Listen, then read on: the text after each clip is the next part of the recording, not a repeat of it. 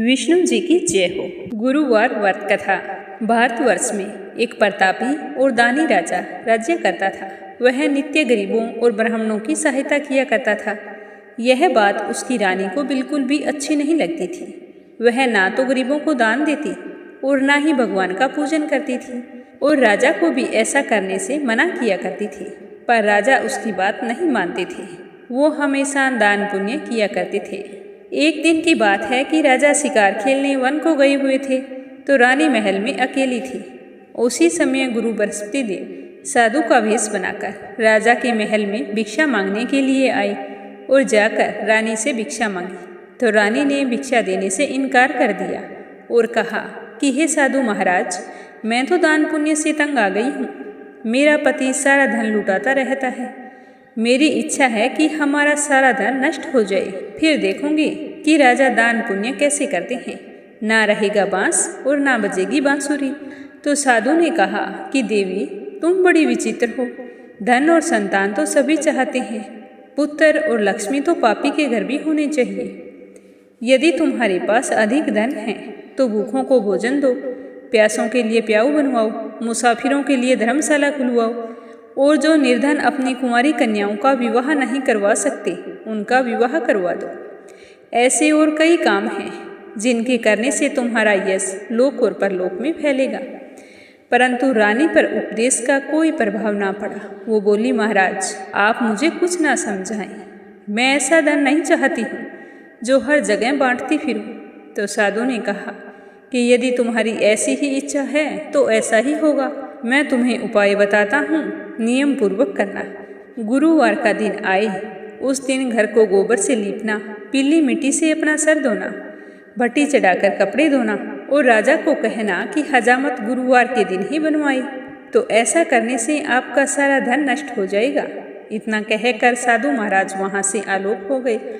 साधु के अनुसार कही गई बातों को पूरा करते हुए रानी को केवल 3 गुरुवार बीते थे कि उनकी सारी धन संपत्ति नष्ट हो गई। भोजन के लिए राजा का सारा परिवार तरसने लगा। तब एक दिन राजा ने रानी से कहा कि हे रानी, अपनी तो आर्थिक स्थिति इतनी खराब हो गई है कि एक समय का अनाज तक नसीब नहीं होता है। तुम यहीं पर रहो, मैं दूसरे देश को जाता हूँ, क्योंकि यहाँ पर मुझे सारे लोग जानते हैं। इसीलिए मैं कोई छोटा कार्य नहीं कर सकता, लेकिन पेट पालने के लिए कोई ना कोई काम तो करना पड़ेगा। ऐसा कहकर राजा अपना देश छोड़कर परदेश चला गया। वहाँ जाकर जंगल से लकड़ी काट कर लाता और शहर में बेचता। इसी तरह राजा अपना जीवन व्यतीत कर रहा था। राजा के परदेश जाते ही रानी और दासी दुखी रहने लगी। एक बार जब रानी और दासी को 7 दिन तक बिना भोजन के रहना पड़ा, तो रानी ने अपनी दासी से कहा कि हे दासी, पासी के नगर में मेरी बहन रहती है। वह बड़ी ही धनवान है। तू उसके पास जा और कुछ ले आ, ताकि कई दिन हमारे भी आराम से गुजर बसर हो जाए। तो दासी रानी की बहन के पास पहुंच गई। उस दिन गुरुवार का दिन था। रानी की बहन उस समय गुरुवार व्रत की कथा सुन रही थी। तो दासी ने रानी की बहन को अपनी रानी का संदेश दिया, लेकिन रानी की बहन ने कोई उत्तर नहीं दिया। तो दासी कुछ देर तक वहाँ खड़ी रही।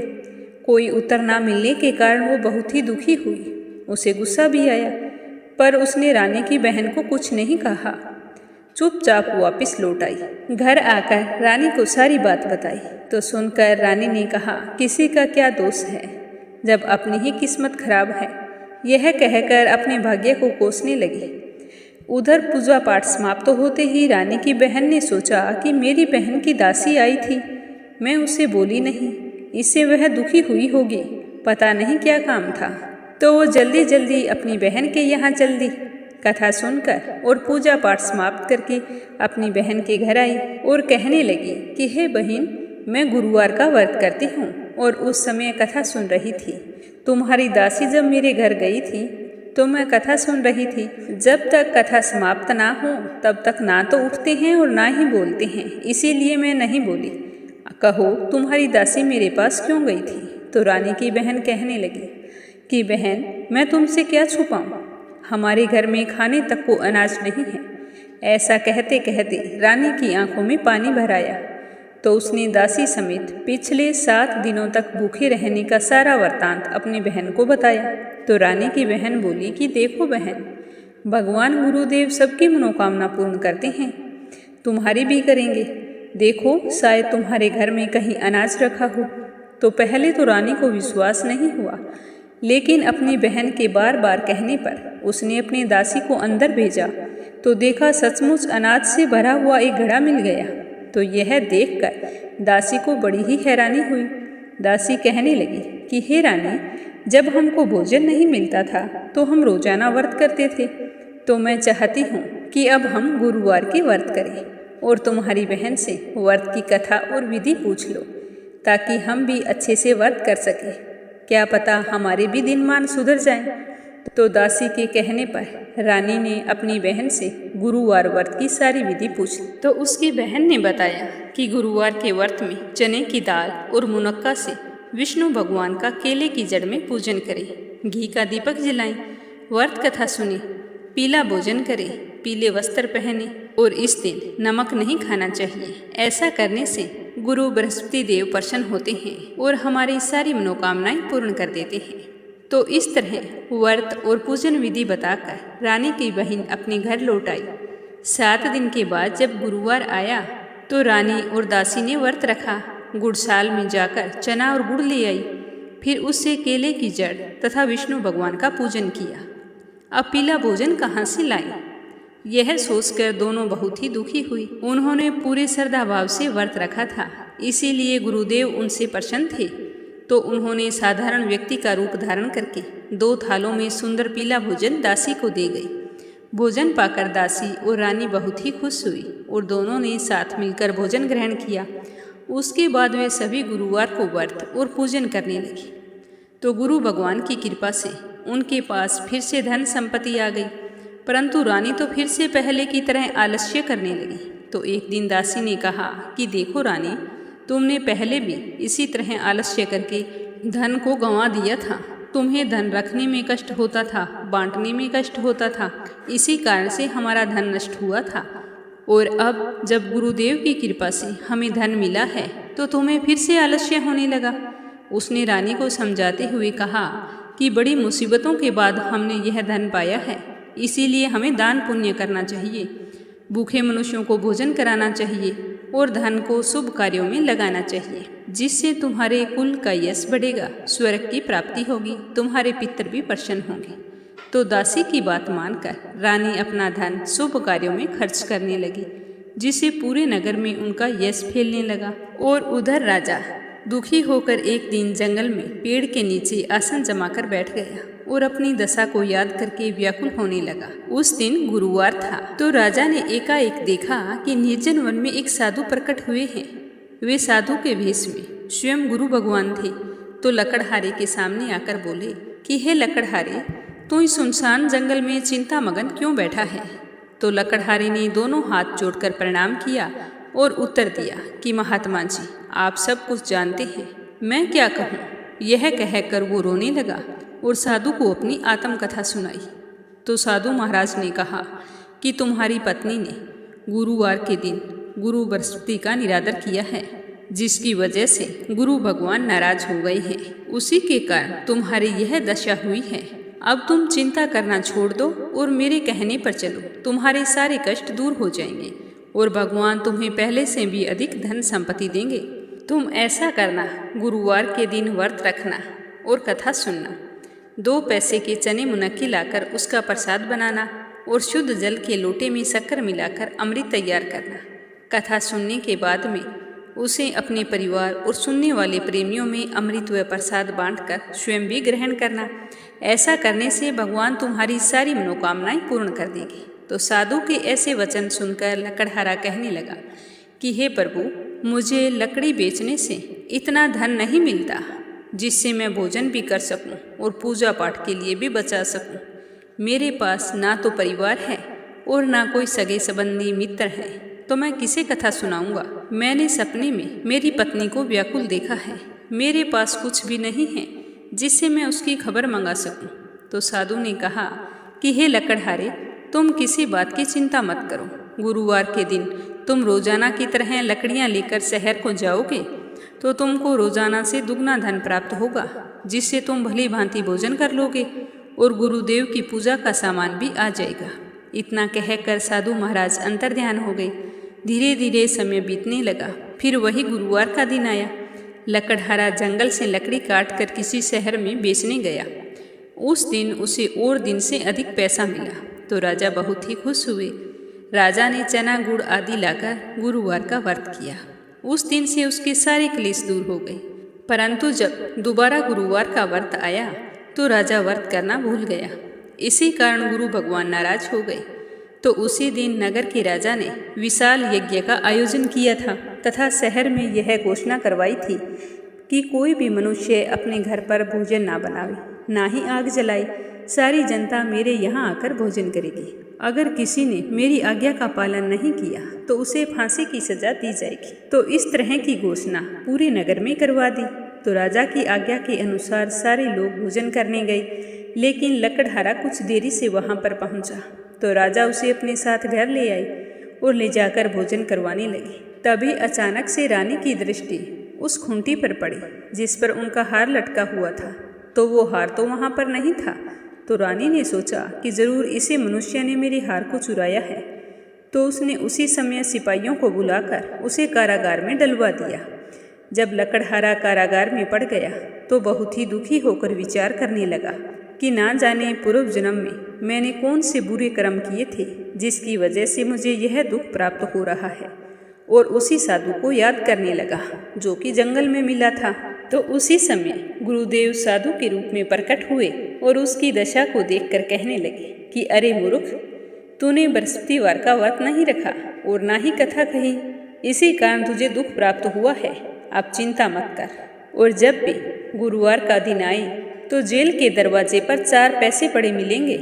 तो उनसे गुरु बृहस्पति की पूजा करना, जिससे तेरे सारे कष्ट दूर हो जाएंगे। तो जैसे ही गुरुवार का दिन आया तो राजा को जेल के दरवाजे पर 4 पैसे पड़े मिले। तो राजा देखकर बहुत ही प्रसन्न हुए और फिर गुरुवार का व्रत रखकर कथा कही। उसी रात्रि को गुरुदेव ने उस नगर के राजा के सपने में जाकर कहा कि हे राजा, तुमने जिस आदमी को कारागार में बंद किया है वह निर्दोष है और वह राजा है। उसे जेल में डालकर तुमने अच्छा नहीं किया है। अभी के अभी उसे छोड़ दे। रानी का हार उसी खूंटी पर लटका है। अगर तुमने ऐसा नहीं किया तो मैं तेरे राज्य, पुत्र पौत्र सब नष्ट कर दूंगा। तो इस तरह सपने को देखकर राजा घबरा गया और प्रातःकाल उठा, सीधा उसी कमरे में गया जहाँ पर रानी का हार था। तो हार को खूंटी पर लटका हुआ देखकर लकड़हारे को बुलाकर क्षमा मांगी और कहा कि मुझे माफ़ कर दो, मुझे पता नहीं था कि लकड़हारे के वेश में आप राजा हैं। तो राजा ने उसे सुंदर वस्त्र आभूषण देकर विदा किया था। तो गुरु की आज्ञा अनुसार राजा अपने नगर को चल दिया। राजा जब नगर के निकट पहुँचे तो उसे बड़ा आश्चर्य हुआ कि नगर में पहले से अधिक बाग, तालाब, कुएं, बावड़ी, धर्मशाला, मंदिर आदि बने हुए हैं। तो राजा पूछने लगे कि ये बाग किसके हैं? धर्मशाला, मंदिर, कुएं, तालाब, बावड़ी ये किसने बनवाए हैं? तो नगर के सारे लोग कहने लगे कि यह सब रानी और बांदी के हैं। तो राजा को बड़ा ही आश्चर्य हुआ और गुस्सा भी आया। जब रानी ने यह खबर सुनी कि राजा आ रहे हैं तो उन्होंने बांदी से कहा कि हे दासी, देख, राजा हमको कितनी बुरी हालत में छोड़कर गए थे। हमारी ऐसी हालत देखकर कहीं वो लौट ना जाए, इसीलिए तू जा, दरवाजे पर खड़ी हो जा। तो आज्ञा अनुसार दासी दरवाजे पर खड़ी हो गई। राजा आए तो उन्हें अपने साथ अंदर ले आई। तो राजा ने क्रोध में अपनी रानी से पूछा कि तुम्हें यह धन कहाँ से प्राप्त हुआ? तब उन्होंने कहा कि हमें तो यह धन गुरुदेव ने दिया है। हमने गुरु बृहस्पति के व्रत रखे हैं, उसी के प्रभाव से सब कुछ प्राप्त हुआ है। तो यह सुनकर राजा बड़े ही प्रसन्न हुए और कहने लगे कि 7 दिन बाद तो सारे ही व्रत करते हैं, परंतु मैं तो रोजाना व्रत करूँगा और दिन में 3 बार कहानी कहा करूँगा। अब तो हर समय निश्चय के अनुसार राजा के दुपट्टे में चने की दाल बंधी रहती। राजा रोजाना व्रत रखते और दिन में 3 बार कहानी कहा करते। एक रोज राजा ने विचार किया कि चलो अपनी बहन के यहाँ हो आते हैं। तो इस तरह निश्चय करके राजा घोड़े पर सवार होकर राजा अपनी बहन से मिलने के लिए चल दिए। तो मार्ग में राजा ने देखा कि कुछ आदमी एक मुर्दे को लेकर जा रहे हैं। तो राजा ने उन्हें रोक कर कहा कि अरे भाइयों, मेरे बृहस्पति देव की कथा सुन लो। तो राजा की बात सुनकर वो बोले कि लो, हमारा तो आदमी मर गया है और इसे कथा सुनने की पड़ी है। परंतु कुछ बुजुर्ग आदमी बोले कि अच्छा कहो, कथा सुनने में क्या जाता है, राम का नाम ही तो है, हम तुम्हारी कथा जरूर सुनेंगे। तो राजा ने दाल निकाली और कथा कहने लगे। जब कथा आदि हुई तो मुर्दा हिलने लगा। जब कथा समाप्त हुई तो वह तो राम राम करके खड़ा हो गया। तो यह देखकर सारे लोग बड़े ही हैरान थे और गुरु बृहस्पति देव का जोर जोर से जयकारा लगाने लगे। फिर राजा वहाँ से आगे के लिए रवाना हो गए। तो आगे चलकर राजा ने देखा कि एक किसान खेत में हल चला रहा है। तो राजा ने उसे देखकर कहा कि अरे भैया, तुम मेरे बृहस्पतिवार की कथा सुन लो। तो राजा की बात सुनकर वह किसान कहने लगा कि जब तक मैं तेरी कथा सुनूंगा तब तक 4 हरिया जोत लूँगा, जा अपनी कथा किसी और को सुनाना। तो राजा को यह सुनकर बड़ा ही दुख हुआ। राजा आगे चलने लगे। राजा जैसे ही वहाँ से हटे तो बैल पछाड़ खाकर गिर गए। किसान के पेट में जोरों का दर्द होने लगा। उसी समय उसकी माँ रोटी लेकर आई। उसने जब अपने बेटे की हालत देखी तो उससे पूछा कि क्या बात है। तो बुढ़िया के बेटे ने सारी बात बताई। तो वह बुढ़िया दौड़ी दौड़ी उस घुड़सवार के पास गई और जाकर बोली कि बेटा, तू चल, मेरे खेत पर चलकर कथा कहना, तुम्हारी कथा मैं सुनूंगी। तो राजा ने बुढ़िया के खेत पर जाकर कथा कही। कथा के सुनते ही बैल खड़े हो गए और किसान के पेट का दर्द भी बंद हो गया। तो किसान ने हाथ जोड़कर माफ़ी मांगी। फिर तीनों ने विष्णु भगवान का जयकारा लगाया। फिर राजा वहाँ से चल पड़े। चलते चलते अपनी बहन के घर पहुँच गए। भाई को आया देखकर राजा की बहन बड़ी ही खुश हुई और खूब मेहमानी की। फिर राजा शाम को सो गए। सुबह उठे तो देखा कि बहन के ससुराल में सारे लोग भोजन कर रहे हैं। तो राजा सोचने लगे कि मैं अपनी कथा किसे सुनाऊंगा। फिर वो अपनी बहन को बुलाकर बोले कि बहन, मुझे कोई ऐसा मनुष्य बताओ जिसने भोजन ना किया हो। मैं तो दिन में 3 बार गुरुवार की कथा कहता हूँ और रोजाना व्रत रखता हूँ। तो उसकी बहन कहने लगी कि भैया, यह तो ऐसा देश है जहाँ लोग पहले भोजन करते हैं और बाद में अन्य कोई काम करते हैं। अगर कोई पड़ोस में है तो मैं देख आती हूँ। ऐसा कहकर वो देखने के लिए चली गई, परंतु उसे कोई भी ऐसा व्यक्ति नहीं मिला जिसने भोजन ना किया हो। तो वह ढूंढते ढूंढते आखिर में एक कुम्हार के घर गई जिनके लड़का बीमार था। उसे मालूम हुआ कि उनके यहाँ किसी ने भी 3 दिन से भोजन नहीं किया है। तो रानी ने कुम्हार से कहा कि तुम मेरे भैया से कथा सुन लो। तो कुम्हार ने कहा कि ठीक है, राजा को कहो मेरे घर पर आकर कथा कह दे। तो राजा ने कुम्हार के घर जाकर गुरुवार की कथा कही, जिसको सुनकर उनका लड़का ठीक हो गया। अब तो वह कुम्हार बहुत ही खुश हुआ, राजा की खूब वाहवाही करने लगा। अब तो राजा की जगह जगह प्रशंसा होने लगी। तो इस तरह कई दिन बीत गए। एक दिन राजा ने अपनी बहन से कहा कि बहन, मैं तो घर को जा रहा हूँ, मैं चाहता हूँ कि तुम भी मेरे साथ चलो, इसीलिए तैयार हो जाओ। तो राजा की बहन ने अपनी सास से कहा। तो उसकी सास ने कहा कि हाँ चली जा, परंतु अपने लड़कों को मत ले जाना, क्योंकि तेरे भैया के कोई औलाद नहीं है। मैं नहीं चाहती कि निपुत्र के घर मेरे पोते पोती जाएं। तो बहन ने अपने भाई से कहा कि भैया, मैं तो चलूँगी, परंतु मेरे बच्चे नहीं जाएंगे। तो राजा कहने लगे कि बहन, जब तुम्हारे बच्चे नहीं जाएंगे तो तुम चलकर क्या करोगी। तो राजा को बड़ा ही दुख हुआ और दुखी मन से अपनी नगर को लौट आई।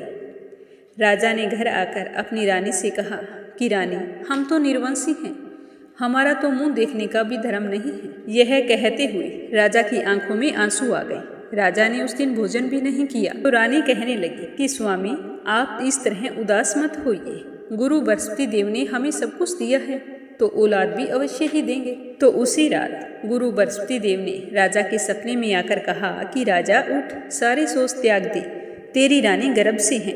राजा को यह बात सुनकर बड़ी ही खुशी हुई। सुबह उठते ही राजा ने रानी को सारी बात बताई। दोनों बड़े ही प्रसन्न हुए और गुरु भगवान का जयकारा लगाने लगे। 9वें महीने रानी ने बहुत ही सुंदर पुत्र को जन्म दिया। तब राजा ने कहा कि हे रानी, स्त्री भोजन के बिना रह सकती है, पर बिना कहे नहीं रह सकती। जब मेरी बहन यहाँ आए तो तुम उसे कुछ मत कहना। तो रानी ने सुनकर हाँ कर दी। जब राजा की बहन को पता चला कि भैया के लड़का हुआ है तो वो बड़ी ही खुश हुई और बधाई लेकर अपने भैया के यहाँ आई। तब रानी ने कहा कि घोड़ा चढ़कर तो नहीं आई, गधा चढ़ी आई हो।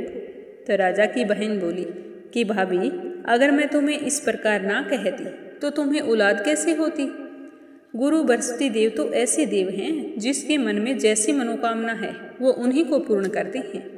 जो सद्भावना पूर्वक गुरुवार का व्रत करता है, कथा पढ़ता है, जयकारा लगाता है, कथा दूसरों को भी सुनाता है और व्रत के बारे में बताता है, तो गुरु बृहस्पति देव उसकी सारी मनोकामनाएं पूर्ण करते हैं। भगवान बृहस्पति देव सदैव उसकी रक्षा करते हैं। संसार में मनुष्य सद्भावना से भगवान जी का पूजन व्रत सच्चे हृदय से करते हैं तो उसकी सारी मनोकामनाएं पूर्ण होती है। जैसी सच्ची भावना से राजा और रानी ने उनकी कथा का गुणगान किया तो गुरु बृहस्पति देव ने उनकी सारी इच्छाएं पूर्ण की। इसीलिए कथा सुनने के बाद में प्रसाद लेकर जाना चाहिए और हृदय से उनका मनन करते हुए सच्चे मन से जयकारा लगाना चाहिए। बोलो बृहस्पति देवता की जय हो, बोलो विष्णु भगवान की जय हो। ये थी गुरुवार व्रत में सुनी जाने वाली पौराणिक कथा। जो भी गुरुवार के व्रत रखता है उसे यह कथा अवश्य सुननी चाहिए। उम्मीद करती हूँ कि गुरुवार की व्रत कथा आपको ज़रूर पसंद आई होगी, तो कमेंट करके ज़रूर बताना।